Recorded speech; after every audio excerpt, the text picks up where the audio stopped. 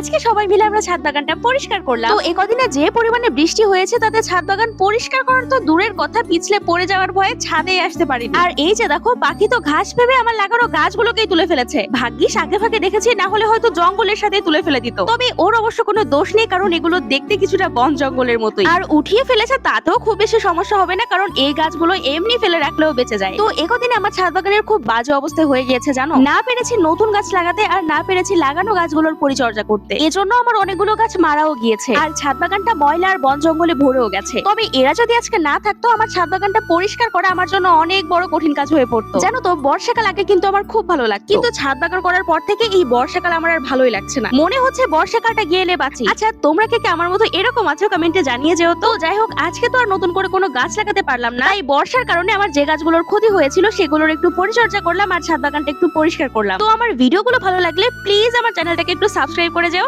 Tata.